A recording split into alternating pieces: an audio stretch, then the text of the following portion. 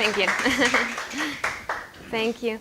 Okay, well, so now let's get started with the first dynamic, okay? This dynamic is called club partners. Have you heard about this one? No? Okay, well, this is how it works. Club partners, I'm going to give you this worksheet, okay? Here you have. One for you. Here you have. Okay. One.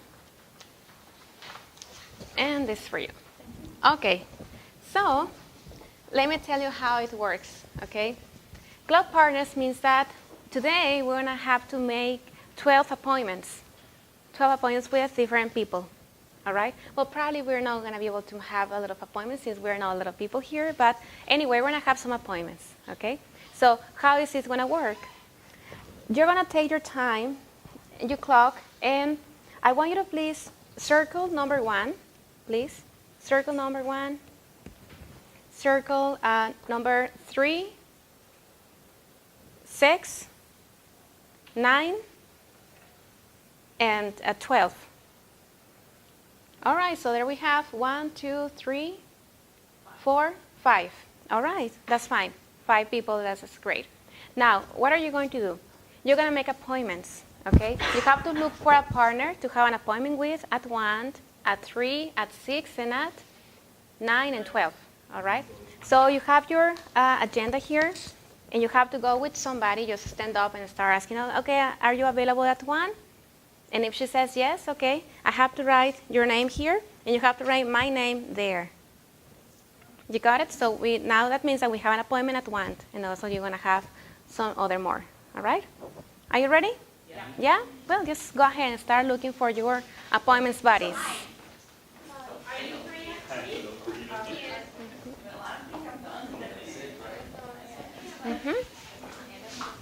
That's great. Okay, guys, so let's see here. Well, it sounds like we have a very busy morning, okay? You're like, I'm done, I'm not available, I'm busy. Okay, well, you guys, you have an appointment buddy at 12? Yes, everybody? No. You don't have it? Okay. All right, at 1? Yeah. Everybody has one at 1? Yeah? Okay, that's great. At 3? Yes. Okay, all right. At 6? Yes. Yes, okay. At 9? Yes. Yes, okay, great. Okay, now this is what we're going to do. So teacher, what is this for? Okay, and that's it? No, okay. No, we're going to do something with this, okay? I want you guys, please, go with your 6 o'clock partner. All right? And that was fast. And you're going to ask these questions. You're going to discuss this question with that partner, all right? You're going to reach that person. Yeah, let me turn it off a little bit.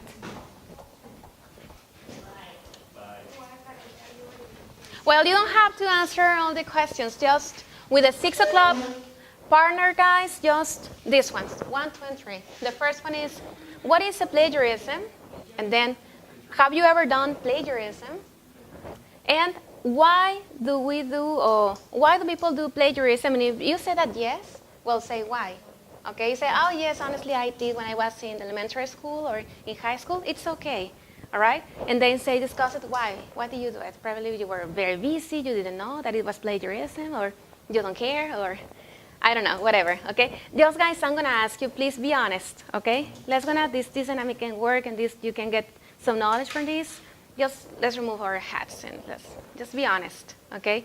I guess that all of us, we have done plagiarism at least once in life. Sometimes it happens unintentionally, right? So, well, what's plagiarism? Have you ever done it? And why do you do that? All right? That's great. Are you ready with your 6 o'clock partner? Yes? Well, let's start discussing, please, a little bit. Yeah, I decided. Of course, I never said. And what do you think of All right. Okay, guys, thumbs up. That's great. I see that you were talking a lot about plagiarism things, right? There's a lot to discuss, don't you think so? Yes. Okay. Now, is there any volunteer that you would like to share something? I mean, what you discussed so far? Like little summary of if you have done plagiarism, why? Yeah? Well, we were saying that whenever you take somebody else's work and don't like clarify whose work it is, you're going into plagiarism. Yeah.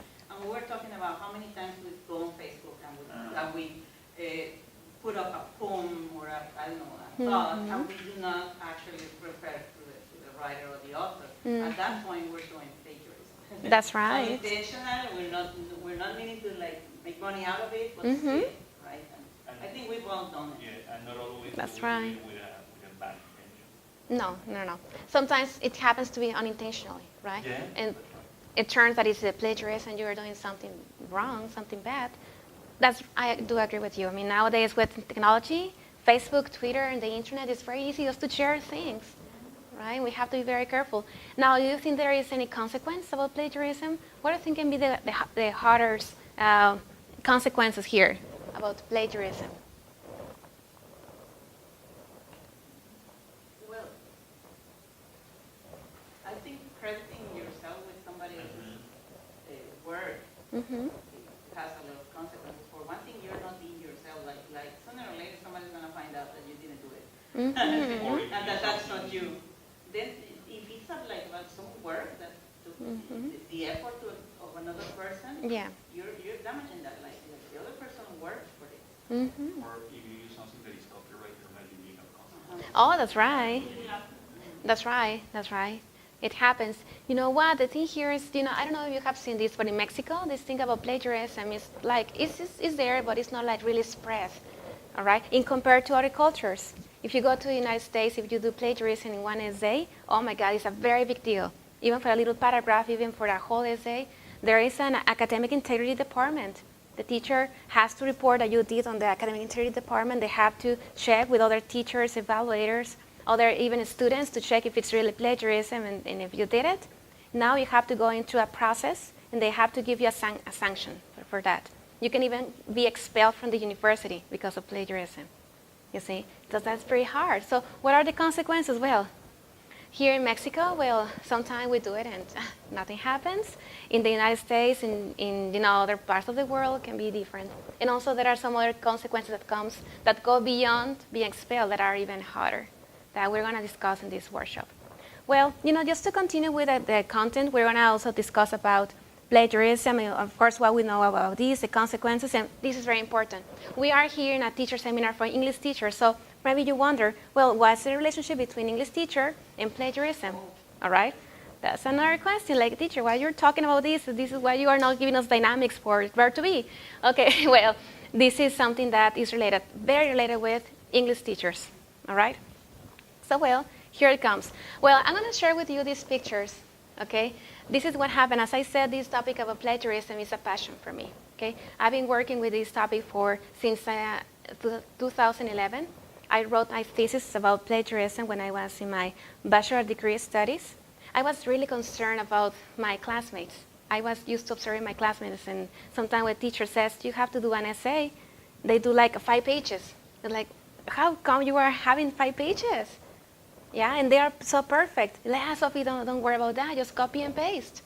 Google, yes? You want to have a classroom management best practices? Just type it, and you will get the essay. And was very concerned. Like, oh my God, what is going to happen when we graduate? What's going to happen with these people with knowledge? Imagine to have a diploma and having no knowledge, no prepared. And what about ethics? What kind of person we are, that we are teachers, or we are having any major, and we just do plagiarism, we cheat our assignments. What kind of person we are?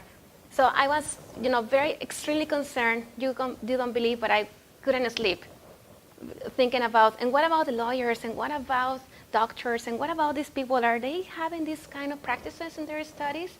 What's going on with the world? Like very chaotic.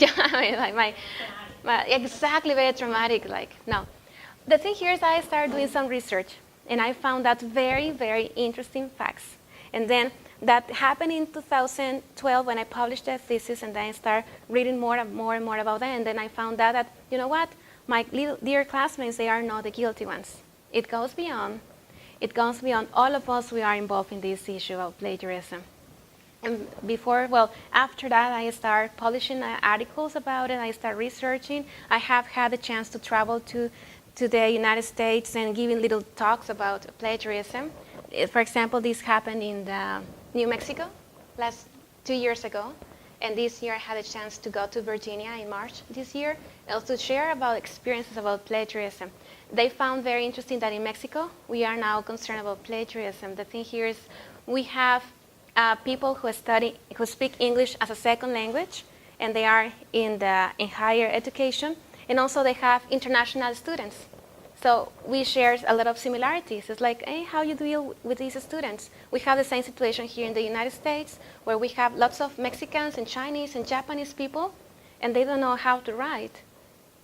Imagine, and they are in the United States, and we have the same situation here. And I am there saying, you know what? The students are not wrong, just be patient. It's not the same. It's not the same to have a student whose first language is English to have a student whose second language is English. It's not the same. And also it happens here, something that comes cognitively. And also it has to do with academic writing skills. Maybe you can be very good at TOEFL, right? And then you have a TOEFL, you have very high score in IBT or ITP, I don't know. And then you go to those universities, but that doesn't mean that you have academic writing skills in English. Sometimes it's very hard for these students, international students. They are very good in Mexico, and then go to the American university, and it turned out that it's plagiarism and everything that they're doing. It's a shock, all right? And also here in Mexico, we have this situation since we have lots of universities where the majors are are in English. The same thing happens, so it's a big issue. Well, that's what I've been researching so far. As Mr. Raul said, I'm working now at CIDEF with bilingual students, and of course, I'm applying these techniques with them. Prepa 2 also, they are not bilingual, but also with, something that has to do with ethics, and it involves all subject matters. And also work in CityU of Seattle. And CityU of Seattle is from the United States because I am part of the double degree program of FACPIA, Negocios Internacionales. So of course, these students, their academic demands are so hard. If they do plagiarism, I have to report it to Seattle, and they can be expelled from the program. So that's the reality. That is what is happening nowadays. Well, what about this? Have you ever seen this picture? Yes? My graduation speech, I want to thank Google, Wikipedia, and whoever the hell invented copy-paste. Thank you, It's like, oh my God. Do you feel familiar with this? Do you feel identified? Or maybe you or a friend of your friend or a neighbor or your students? Oh my God. Yeah, imagine if we didn't have Google, Wikipedia, what can we do, right? It's like, maybe we can, I imagine how people used to study, travel back in years to go to a library. Well, it doesn't happen anymore. At least in my experience, when I go to a library, everybody is at the computer. Have you noticed that? Very few people are reading books. So, this is a little picture that I found very interesting. Now, what about this one? Copiar el examen en un nivel experto. Right? So look at the guy here with 2 arms, and oh my God, surprise, there is another one here with a cell phone. Yes, so smart. Yes, so a smart guy, like, just go ahead and study. Just like, oh, no, they're terrible. They're terrible. I have high school students, and they are very creative, trying to cheat on the exams. Sometimes they have the calculator, and they put the cell phone here. They're like, oh, it's a calculator. And like, yes, it's very frustrating. Sometimes they have even the answers on a label of the water bottle, and they have the answers there. So there's a lot of creativity. Yeah, amazing. Now, what about these ones? Those are here. It's a website. It's called Buenas Tareas, I guess. And there you have all the homework. Okay? It says here, ejercicios integrales, 15 ejercicios integrales, 600 pesos. Y te vas a sacar entre 91 o 100. It says here. All right? Resumen de lectura, de filosofía, 3 cuartillas, te lo damos en 3 días, 360 pesos. Y es para que saques entre un 97 y un 100. Análisis de un libro, the same thing. You know what? Even there is a requerimiento de matemática del CIDEF. We teachers are planning in July a lot for having the students having their their projects and thinking they are already in Buenas Tareas, they just download it and that's it, right? It's terrible. There is even a website, I don't know if this is for later. There is a website, maybe I have in another presentation. The thing here is that it says, you have problems with your thesis, with your dissertation, with your essay, don't worry, just go ahead and let us know and we can do it for you. Yes, it is really amazing how easy students are. Not only the website. Oh, yeah. Because I was teaching in junior high, Yep. third grade, and there was this girl, like the smartest girl in the class. Mm-hmm. She had excellent grades, and she had every single body in that class loved her, which is kind of weird because usually smart kids have a tendency to be kind of alone. Okay. So she was loved by every single body in that classroom. Until one day, a student that wasn't doing well in English brought me a homework, and there were like some questions about themselves, and what do you do in your free time? I play the piano. My favorite composer is Tchaikovsky. And what's your favorite food? Photograph. And I'm like, oh. Okay. So cute. I understand the piano, I understand these. But and my student, she played the piano. Her favorite composer was Tchaikovsky, and she loved photograph. Even though we had a discussion about it, she still loved it. so I was like, okay, and I told her, okay, come here. And I was like, what's this? And then she was like, I don't know, teacher. Maybe he took my notebook because I no, I didn't do that. Okay. So, well, we figured that out. yeah. But after graduation, some teachers, we got together, and then I found out that she actually charged some students in that classroom, and she would do exactly the homework that you just showed. She would do them, and she would do them in a way that they were not repeated between each other. Some might have errors according to her judgment of how well they were doing. That's smart. And she was making money out of them, and everybody loves her. Of course. Like, wow. And that's not even plagiarism anymore. Like, she was like producing for the others and charging for it. Exactly. We're going to talk about that. I mean, that's not plagiarism, but it's another kind of dishonest practice that happens. It's a dishonest practice, and there are so many branches, and one of them is plagiarism, but also that is cheating, that is fraud, that is fake information, that is falsifying data. There are so many kinds of dishonest practices. I even asked him what his favorite piece from Tchaikovsky was, just to make really sure. My God, that's another way. I know, it's crazy sometimes in high school what happens. Also, there is another that is a misuse at the internet, use of internet. I have some students that use Google to do homework. And also, I mean, that's not plagiarism, but you are cheating anyway. Yeah, sometimes, oh yes, teacher, my potatoes, the potatoes really speak. Mis papás, o sea, mis papás. But, translator put papas, the translator puts potatoes. Oh, the granola, And then, yeah. The granola, Google gives you big weight. Wow, no, really. Yeah, you type granola and it gives you big weight. No, I mean, this is so crazy, very funny. Like, posteriormente, right? So funny. So, oh, no. This is crazy, the ways that students, sometimes cheat. Now, what about this one? I always put, help your essay. That's it. That's the only thing that I typed. And then look at this. Write my essay for me. Need help writing an essay. How to write better essays. Nobody does introductions, blah, blah, blah, blah. Yes, you click it, and it looks very professional. I'm pretty sure. You see? 24/7. Oh, my God. Total confidentiality. 100% unique papers. That's not plagiarism. You see? That's a big deal. That's not plagiarism, but you are hiring someone else to do your work. Yeah. No hidden charges, first-rate quality, affordable prices, on-time delivery, skilled writers. I always wonder, who are these guys? I mean, skilled writers? If you are able to do so many essays in few time with no plagiarism, original work, I'm really very concerned. I mean, who are these people that are genius, right? And the thing is with these people, I'm very sure they have PhD degree, master's degree, and, they are so prepared. They know what they are doing. Yes. Oh my God, this is really, really scary. money back guarantee, privacy guarantee, write my paper for my service, and testimonials. And oh my God, this is great. I know, this is so crazy. As I said, I was in Virginia. With the face and everything like that. Yeah, I'm very proud. Yes, I like very proud guy here with the mustache and everything. So, no, this is really crazy. As I said this year when I went to Virginia, where is my presentation here?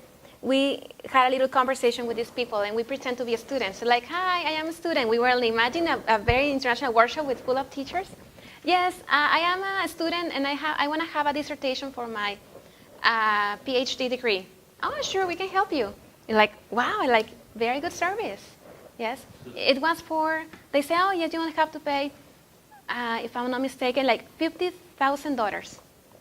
And that's it. You will have your thesis, like, when it was Saturday, by Wednesday you can have it. That's it. Yes, it's like, and very nice, very polite, very friendly service. Yes. So well, this is crazy. In the States, in Mexico, at CDF, in Prep, everything is there. Everything is there. Of course, it has a consequence. All right. It sounds like it's very fun, but it has a consequence that we were discussing a moment ago. I guess that imagine this kind of situation. Okay, that's the pancreas, or that's the liver, who cares, right? So having people with no knowledge, right? That can be a very expensive consequence that we are having.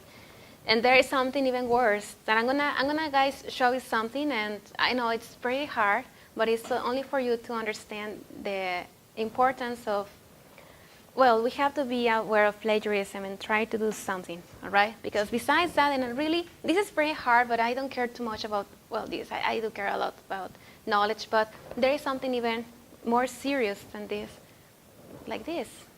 A person with no ethics. Imagine.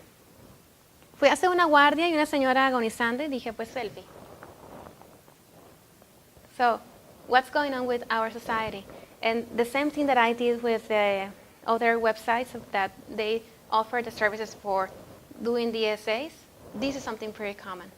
You put doctores que se toman foto con pacientes, thousands of young people, very proud that, yes, I'm a doctor and I'm here with the patient. So no feelings, no human, no ethics, no nothing. When we do plagiarism, sometimes the hardest things, sometimes we don't distinguish what is correct and what's not correct.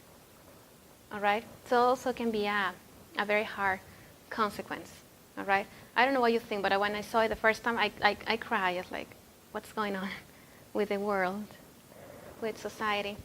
So, maybe you say, what can we do?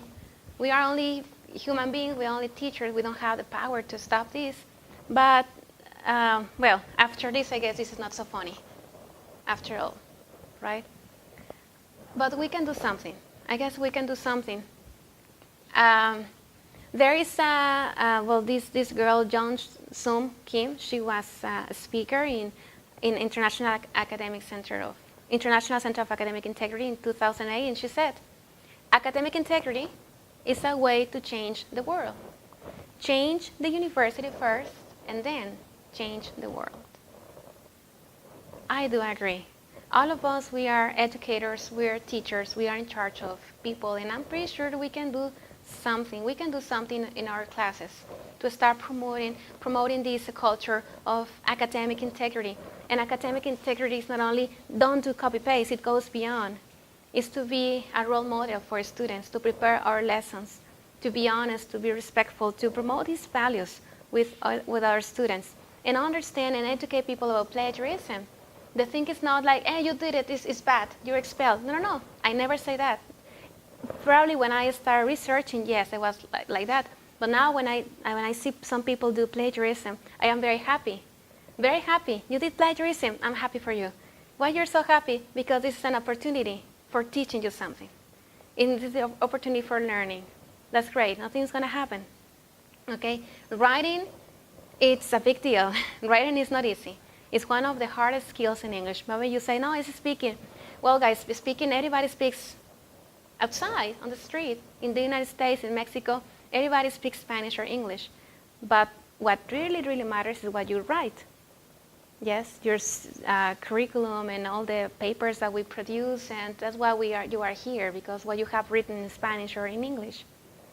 So this is something pretty hard. Me as a teacher, to help this, to promote this environment of academic integrity, I'm not judge my students, I'm gonna help them. And there are some strategies, all right?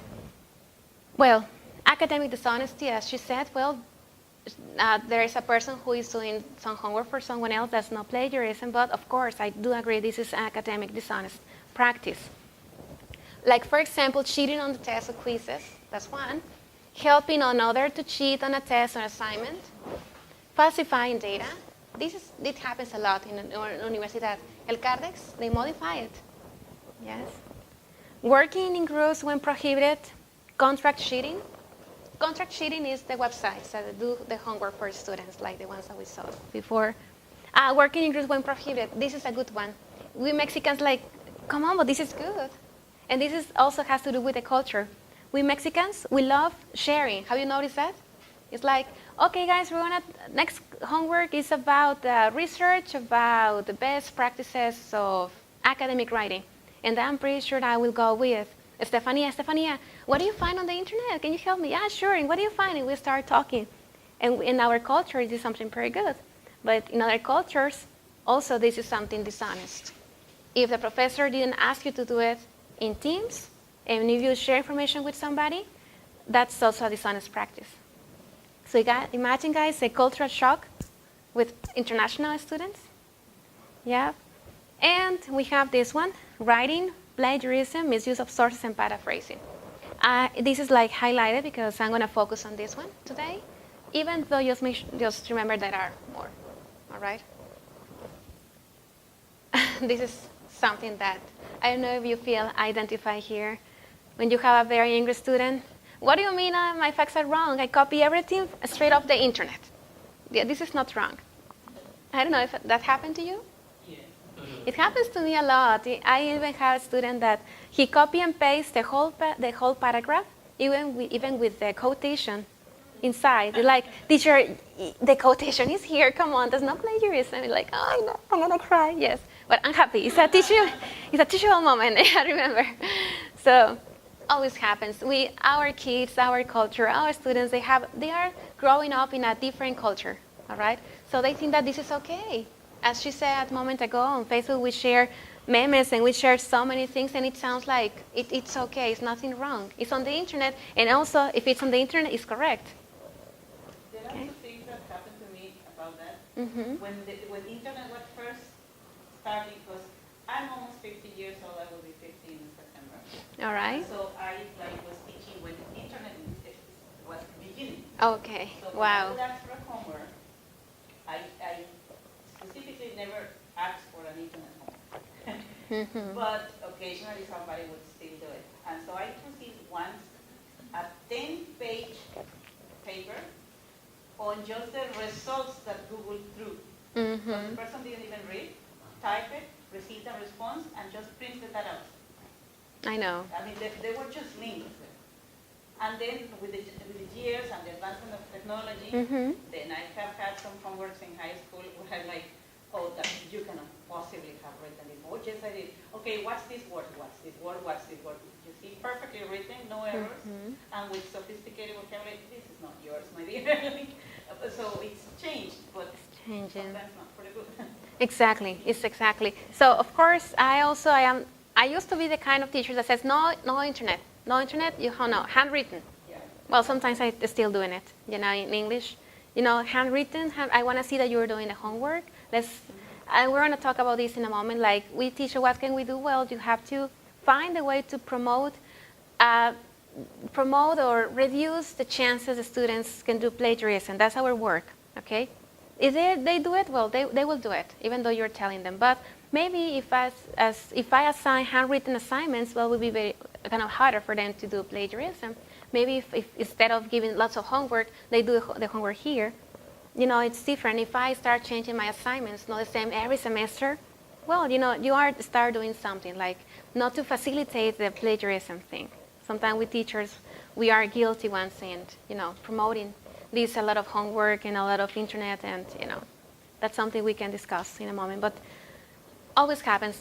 We have an idea about what is a plagiarism. Students have another idea what is a plagiarism. This guy was very sure that was not plagiarism, and also I'm pretty sure your student, my students, and probably your students are, teacher, come on, this is plagiarism. That's not plagiarism. The thing we have another, lots of misconceptions about plagiarism. What's plagiarism in that case? And you're gonna get crazy here. There is no uniform definition of plagiarism. And this is not, I didn't say it, it was said by Howard 2000.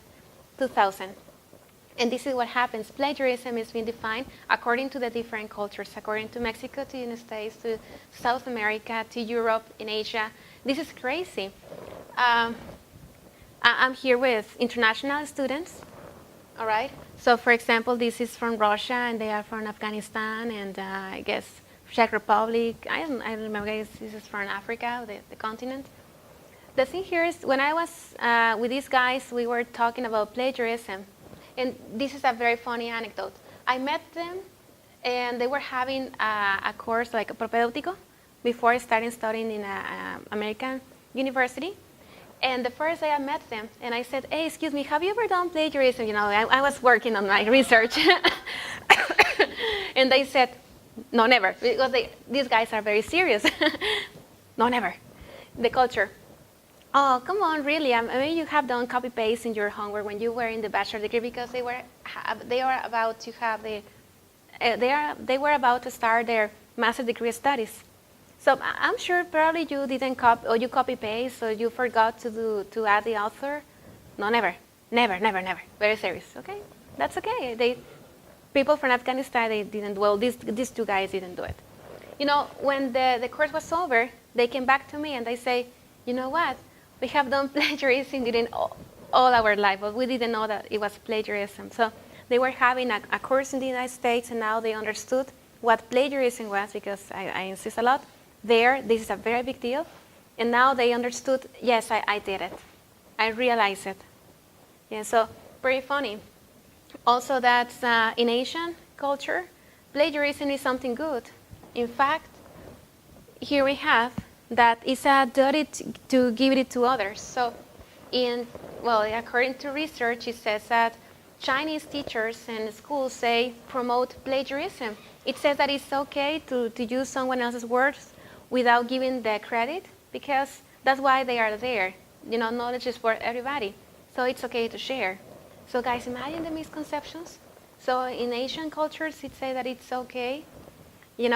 Afghanistan, they didn't know what even plagiarism was. That happened to us probably in Mexico. Sometimes we don't know what plagiarism is. In Mexico here, Mexican students are motivated to share homework and answers. Here we have a little bit of culture. And you see, here it is. Knowledge is believed to belong to society as a whole, right, rather than an individual. It's a big deal about plagiarism. All right. Well, usually the standard definition can be this one: when you copy, summarize, and paraphrase or cite information without giving the credit. All right, that's like the general definition. But of course, there's a lot of issues with this. Now, I'm going to share with you these 10 types of plagiarism. It's not like copy and paste. No, it goes beyond. They are classified. This information, I took it from Turnitin. Have you heard about Turnitin? Turnitin is a detection. It's a tool to detect plagiarism. And they have done research around the world, and they have found that they are the most common types of plagiarism. They are classified from the most serious to the one that is not so serious, retweet. Okay? For example, this one, clone, as it says here, is submit another's work, word for word, as one's own. It's the ones it was cloned, just the whole paper. The whole paper, just copy and paste it, or you just get the paper, and when also contract cheating can be this one. All right, and then we have Control C. It contains significant portions. So this is the whole paper, and this one is like the paragraphs. Maybe not the whole paper. Maybe one paragraph was copy and paste, and the other was yours. And, like it's mixed. Find and replace. This is a good one when you start changing some words or phrases. You start writing your paragraph, and you say this is my own words, and then you get like block, and you copy and paste a phrase, and you continue with your own words. My dear, that's plagiarism. Like this, from here to the rest, these ones are the obvious. Don't you think so? But from the number 3 to the rest, it's like, really? Was that plagiarism? This is crazy. And this is what I argue a lot in universities. Retweet, it says that the paper you did it, you paraphrase, you included even the proper citation, but relies too closely on text original wording or structure. Well, here that means that probably the structure of you forgot to add the year of the author last name was not correct. Also can be a plagiarism even though it's there. And also this one is like probably the structure where have you did your paragraph was very similar to the original. Also can be plagiarism. And there is another one, this one, mashup, this is a very common one. Mixed copy material from multiple sources. You know, also that's plagiarism. There is another one that says that if you have a lot of citations, even though they are very well done, if you have a lot of citations, that's plagiarism because there is no your unique composition. So you say, this is crazy, everything is plagiarism. Yeah, so, well, this one, for example, includes proper citation to sources, but the paper contains almost no original work. This is very sad. You know, this one I discuss a lot with professors, American professors, and this is crazy. In Arkansas, they say that this is not plagiarism. If a student didn't include the citation is not properly written, they say that this is only an academic writing mistake, but it's not plagiarism because the citation is there. So if a student do this kind of plagiarism, it's okay. You only have to take academic writing lessons. But in Texas A&M University, this is plagiarism. And you start sanction 1, sanction 2. So as I said, it varies a lot. It varies a lot. So it's not, what can we do? Well, we need to sit with our administration and define what can be plagiarism in our school. All right? So, well, here the question is, why do students do academic plagiarism? This is something that I've been researching. This is what happens. There are 2 types of plagiarism, intentional and unintentional, all right? The one that is intentional, well, it's pretty obvious. The construct cheating, that is obviously intentional when you submit a paper as your own. This one is great. Work done jointly by a group in which you may have not participated. Now, sometimes it happens we're working in groups and only one person participates and the rest, they don't do it, and well, that's also plagiarism. Paying someone else to write a part of all the paper for you, letting someone else write part of all the paper for you, this is pretty obvious, all right? And also it has to do with ethics. I'm really more concerned about this one. Sometimes we do plagiarism unintentionally, and we didn't know that we were doing plagiarism, like this patch writing. Patch writing is to quote or block quote author's exact words, even if documented, or to put a paraphrase in your own words, even documented. Now, let me explain to you. The thing here is that when we're writing, sometimes we are asked to do paraphrasing. How you have a paraphrasing? You have to paraphrase. And there's a lot of misunderstanding about paraphrasing because sometimes students and we teachers think that paraphrasing is only, look, if you have the original text and you want to paraphrase, you only have to look for synonyms. You know, synonyms, or change the order of the words, or if it's passive voice, I change it to active voice, and that's it. I put my author's last name and year, and I'm done with my citation. That is plagiarism. That's patch writing, in fact, because you only put in patch, you see? Changing the order of the words, passive to active, and synonyms, that's patch writing. That's not okay, that's plagiarism. Paraphrasing is to say exactly what the person said with your own words, and it's one of the hardest skills to get. And that's 100% what is done essays and dissertation and thesis. So a lot of papers are done with patch writing. And this is something that is unintentional. I asked to a lot of students and they said, how come that's not paraphrasing? All my life since I was in elementary school, I thought that paraphrasing was changing synonyms. That's not. And well, it happens to all of us with native speakers of the language and also with non-native speakers of the language. Of course, which one do you think has more difficulties? These ones, non-native. Yeah, of course also they have it. I mean, also we in Spanish, I'm pretty sure we have it in Spanish, right? It has nothing to do, we can speak very good Spanish, but writing is another thing. But in English, these guys, they are international students, and this is us, Mexican students who speak English. We have a lot of problems here. And I have this theory that is because we lack of academic language proficiency. Now, what is this thing about academic language proficiency? According to James Cummins, he has this theory about the difference between bigs and calf. Have you heard about this thing about bigs and calf? No? Okay. Well, the way that we learn English is divided in this kind of, these two branches. Bigs means basic interpersonal communication skills. All right? So when a person wants to speak a second language, first they acquire bigs. And it takes only 1 year, well, between 1 and 2 years, probably 2 years, and that's it. With 2 years of exposure to English, you are able to communicate in English. Of course, there are so many factors, but that's why usually here in Relaciones Culturales, I'm pretty sure students finish in 2 years, they speak English.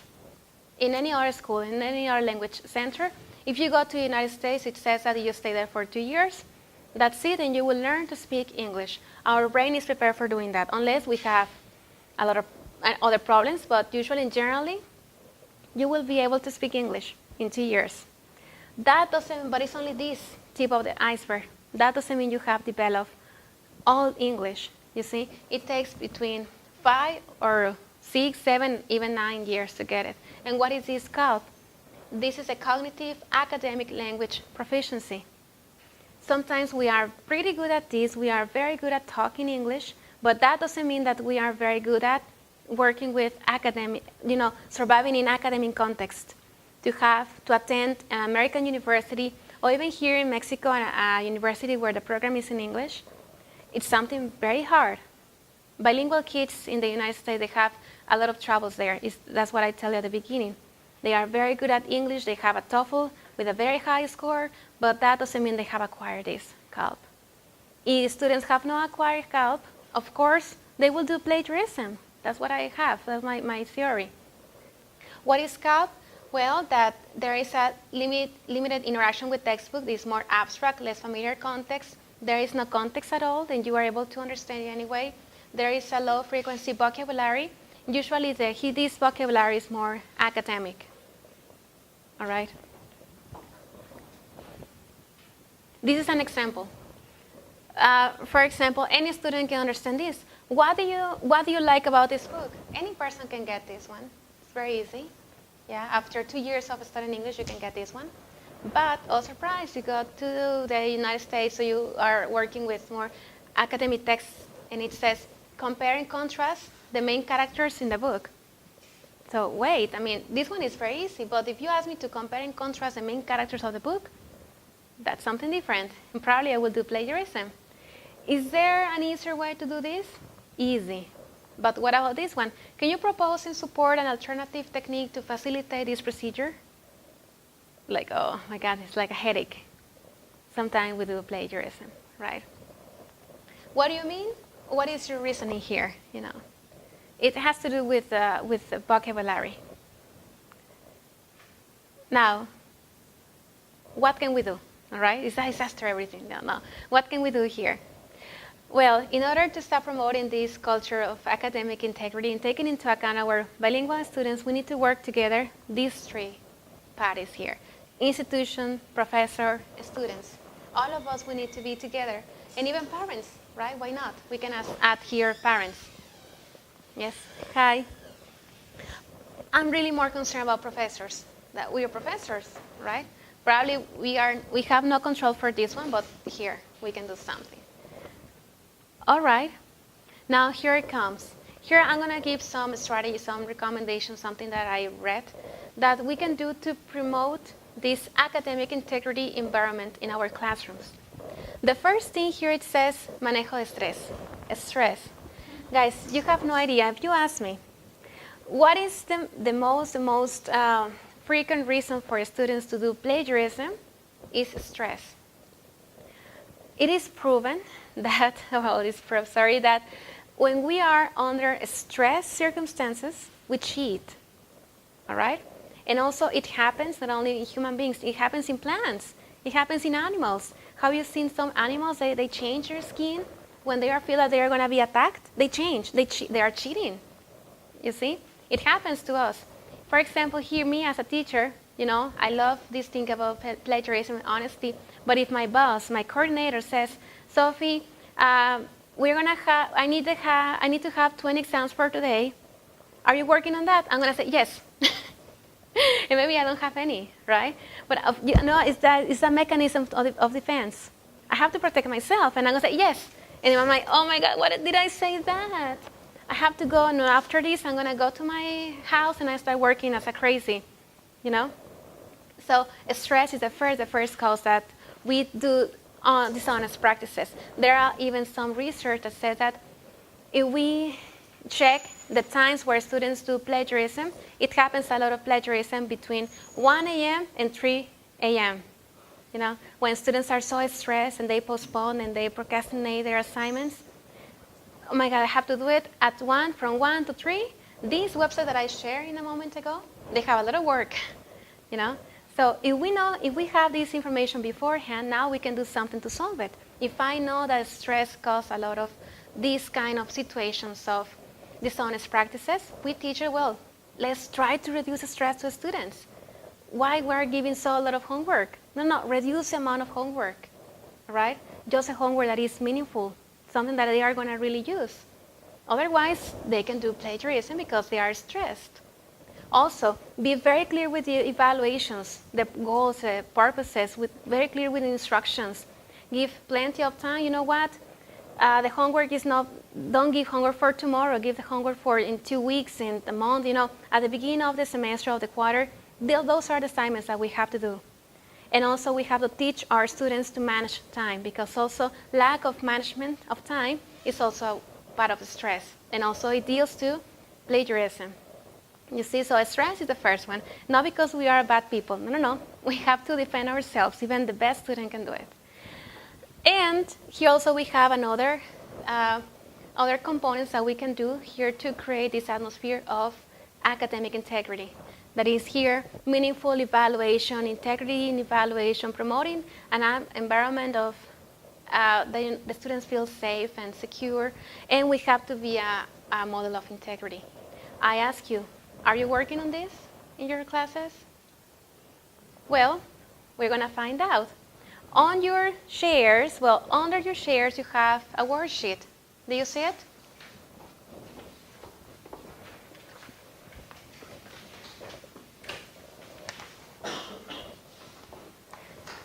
Now this is in Spanish. I didn't have the time to translate it, but anyway.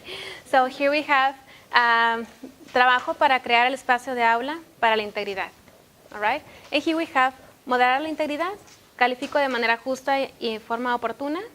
We need to have here a little bit of self-evaluation, right? And be honest. Estoy disponible para atender dudas. Respondo correos electrónicos rápidamente. Me aseguro que mis alumnos tengan ayuda disponible. Why don't you think that we can just go ahead and read, these questions, and let's be honest with ourselves, and let's see how much we are creating this environment of honesty. Yeah, sure. This is for you. You can use it. Yeah. And I will be more than glad to share all the material with you. All right? Sometimes we don't feel like I don't want to write here because I want to use it. Yes, I know, I have this feeling too. But I will be glad to share with you. All right?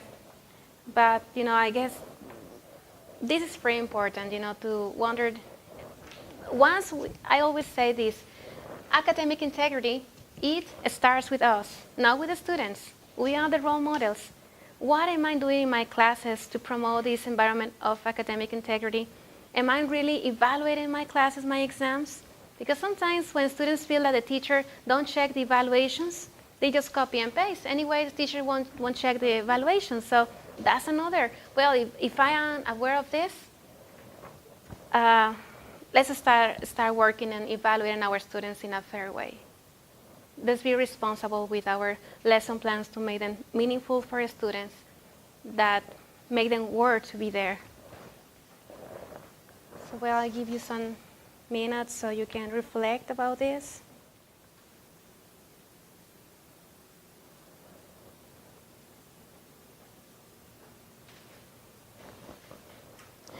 All right.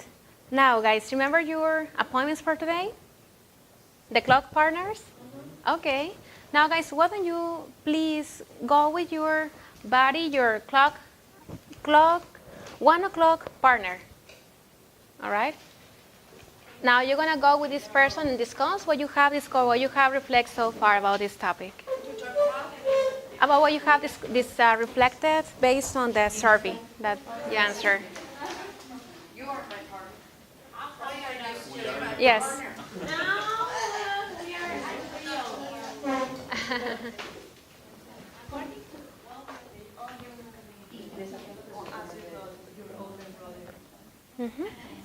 Okay, ready? Okay, that's great. That's great. Okay, guys, well, let's continue. All right, let's continue with here with the content. Oh, guys, I saw you were very enthusiastic, discussing a lot about academic integrity practices in our classroom. Now, would you mind sharing with what you discussed? I mean, being very honest, did you do all these things, or were you surprised, or like, oh my God, I didn't know I have to do this, now I'm gonna do it, or what was your reaction? Yeah, that was actually my reaction. Like, oh my God. First I thought I was doing so well, but Okay. then I was thinking like, no, Mm-hmm. I need to be better. Mm-hmm. And I'm going to use it to be more prepared. Okay, yeah, sounds great. I mean, that's the thing here, just to learn, to read more, and not to, oh, the students, they are bad students, they are cheaters. No, wait. Okay, maybe.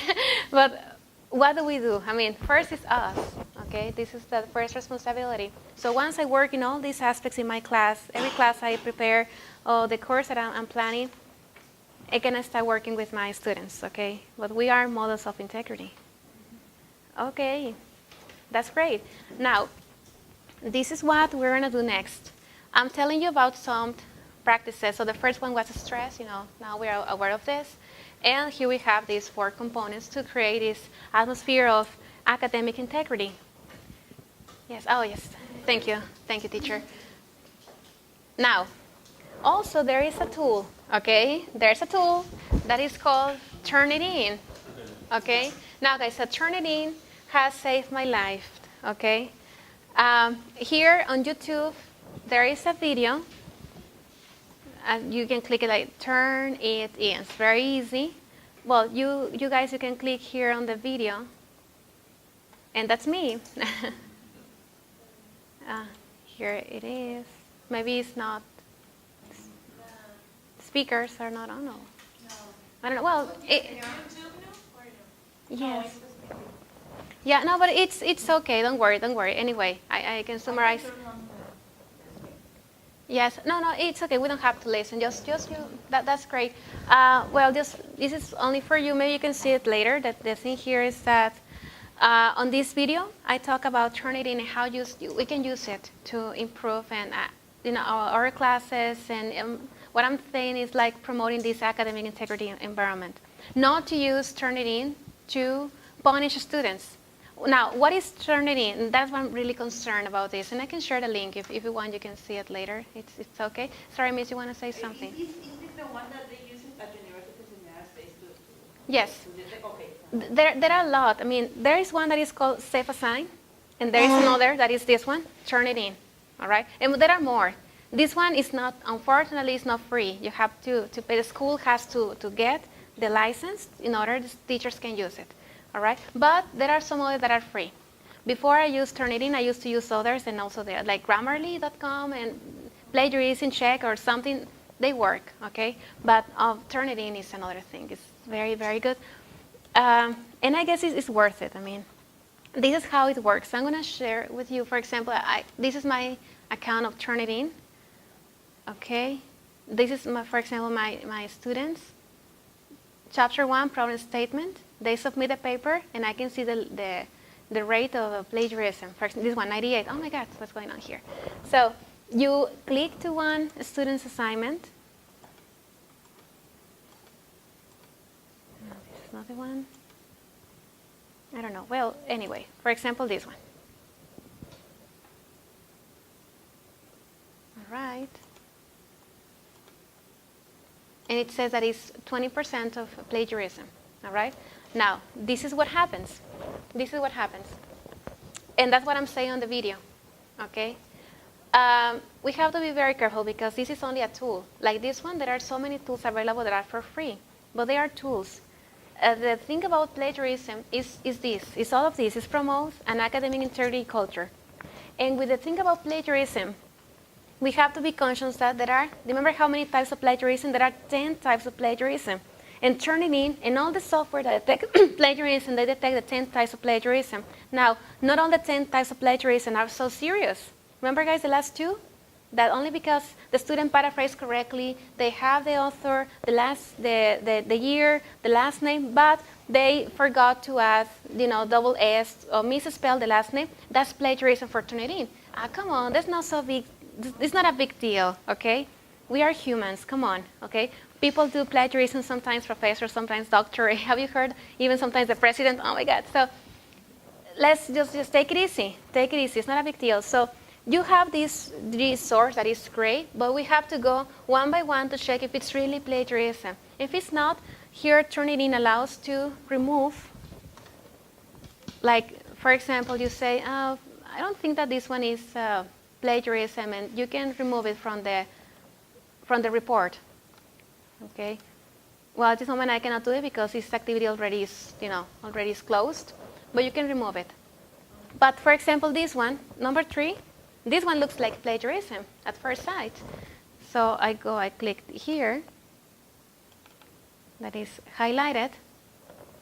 It says privacy concerns according to, and this is exactly what is highlighted in purple, exactly what is written in another source.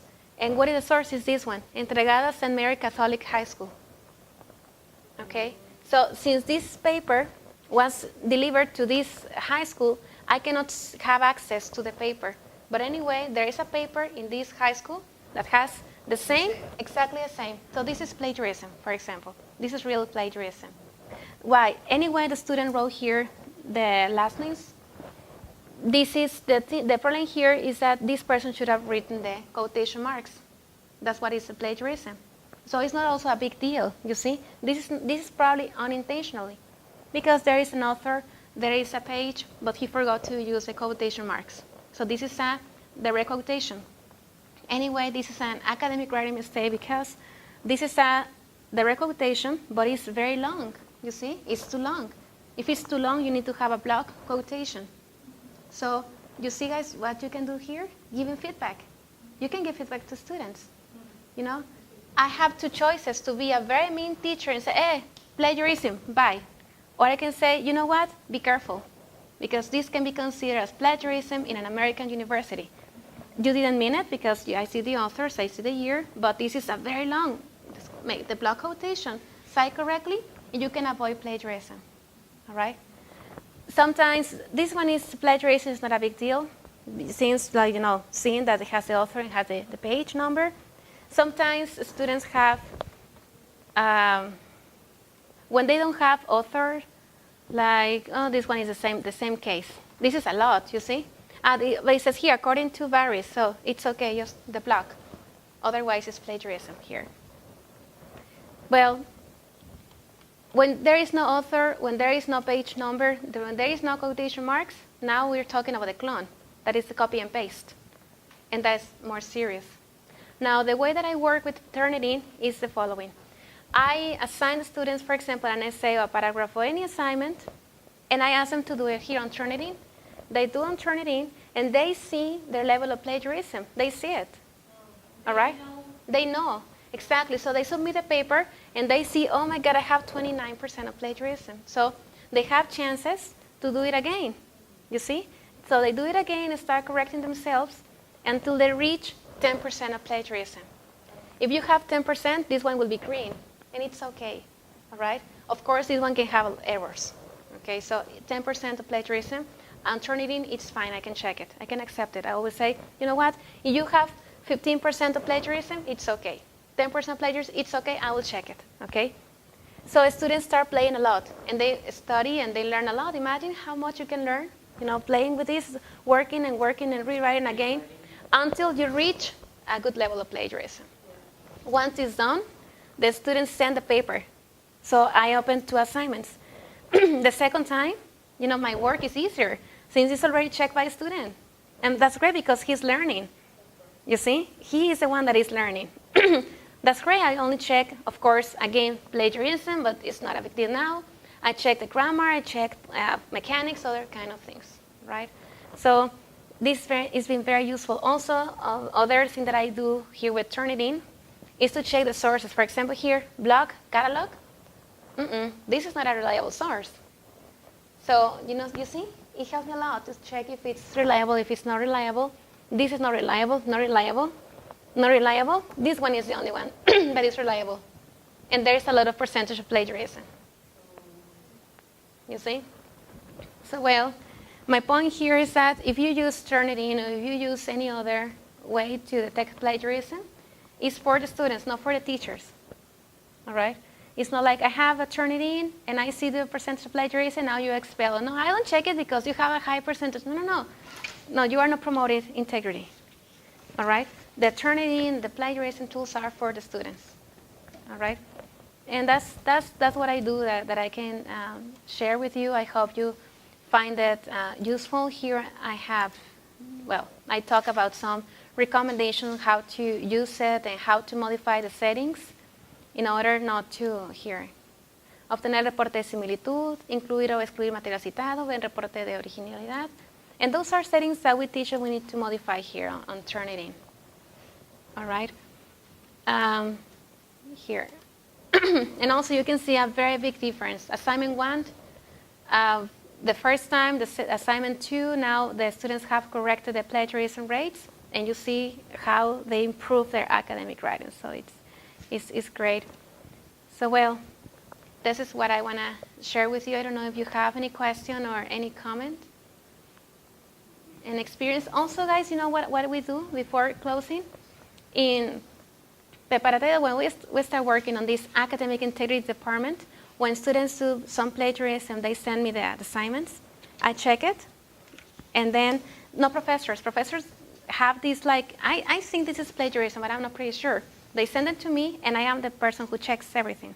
I check everything, and I have the communication with the student. And I say, you know what, your professor told me this, and you know what, this is a plagiarism, be careful, and I give some recommendations.